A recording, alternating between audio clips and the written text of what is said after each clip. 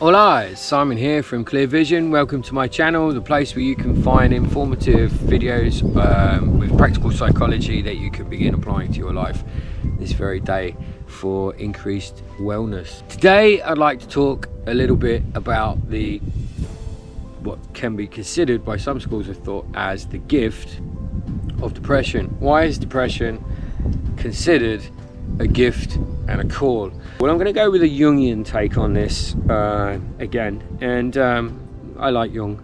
It's considered a gift and a call because you could view it like this: like you've been living your life one way and it has led you to this point, which is it's not working anymore. Everything's collapsing around you, everything's imploding.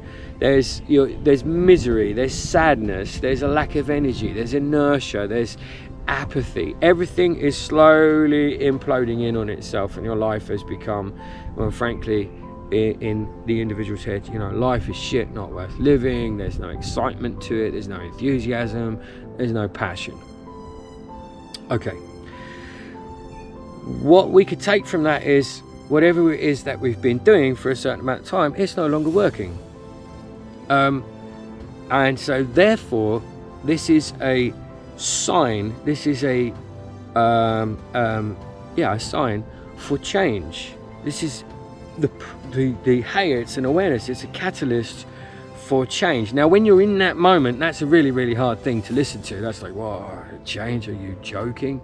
So, but this is when we step outside of it, this is what it's about. Now change means, and there's been plenty written about this over the years by various philosophers and psychiatrists and therapists. There's this kind of like, death of the old self, the shedding of the old skin, the annihilation of the old you, and the rebirth of something else. And this is where depression comes in. It's led you to this point. You're teetering on the edge of a black hole, if you like, and you've got to go through it. You're going to be annihilated. Everything you know about yourself is going to get annihilated, or at least that's the unconscious process running behind it, which breeds fear. So we don't want to do it. We try and avoid it. Now, the process or the thinking behind it is we need to fall into that. We need to launch ourselves off the precipice. We need to go into the void. What will happen is there will be a rebirth. We will shed all the old ways, or maybe even old relationships. Every identity about ourselves gets shed, broken, dismantled, annihilated, and we come out the other end anew. And we also come out the other end with some wisdom, which is of benefit. So that's why depression is considered a gift and a call. Now, why are medicines perhaps not such a great idea? And this comes from my own personal experience as a therapist as well. Medicines can hold us on the event horizon of that black hole. Okay, they can hold us on the edge, and we just keep circling around the edge. I've had clients and patients who've been on medicine for 5 years plus, 10 years plus, going round and round and round, and they're like, I'm not better. I'm functioning, I'm going to work, I'm doing the family thing, but I'm not there. And that's kind of what the medicine does, which is where I personally disagree with some of it. It's like that's a societal conditioning, a societal need. And I might sound a bit preachy, and I don't mean to, but it's like, right, let's get you up, out of bed, functioning, performing, earning some money, doing something useful for your family or yourself, in your society, and for your boss, because if you lose your job, it's going to make things worse. And so that's like, okay, that has a use in and of itself, but in the long term, it doesn't work. And that's where it falls down. That's where therapy can kick in, and the natural side of healing yourself can kick in as well. But the true alleviation of depression, or the true passage of depression, according to some schools of thought, and I've seen this and I've been through it personally myself, is to actually fall into that black hole.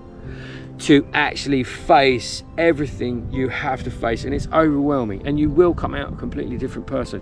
It is a hero's journey in the Joseph Campbell kind of sense.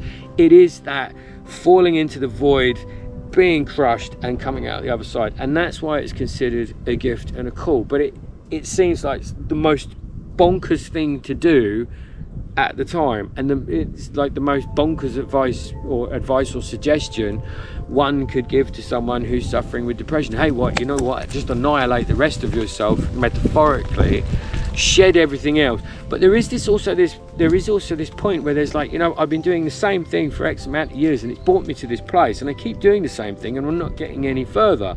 The same when you're taking medicine for whatever, you know, it's now actually working against me. It helped in the short term, but in the long term now it's working against me. The same as my thought processes are now working against me. My behaviors are working against me. My defenses are working against me. I am no longer progressing, and that's when there is that need to fall into that void and be crushed, have the self annihilated. And according to Jung, it's the ego is taken back into the self and annihilated, and then a new ego is born, a new sense of self for the external world is born, which will be wiser and have a lot of this baggage that's with it, will have been shredded off. And if that means certain relationships have to go, even with yourself, certain relationships with yourself have to go, that's what that is. So that's where that phrase comes from, that gift of the depression is a gift and a call. Depression is the signal, the indication that things are hugely wrong and change needs to happen.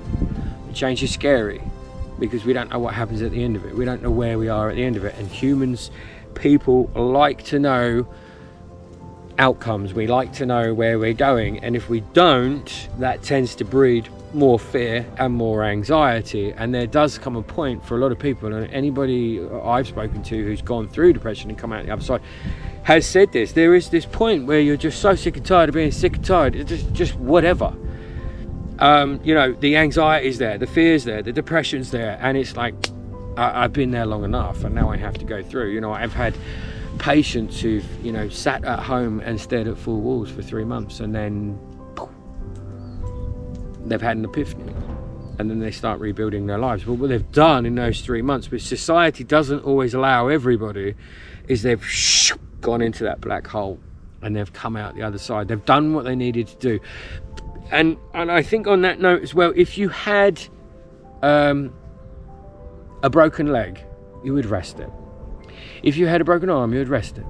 If you had stomachache, flu, whatever, you would rest. The one thing we don't allow ourselves to do, or a lot of people don't allow themselves to do, or society doesn't allow us to do, or our life situation doesn't allow us to do, is to rest our mind. When our mind becomes damaged, fragile, depressed, anxious, we don't allow that rest. We don't allow that downtime to rejuvenate. Hope that helps. Please like and subscribe as always if you like what you heard. Please take care of yourselves, and until the next time, adios.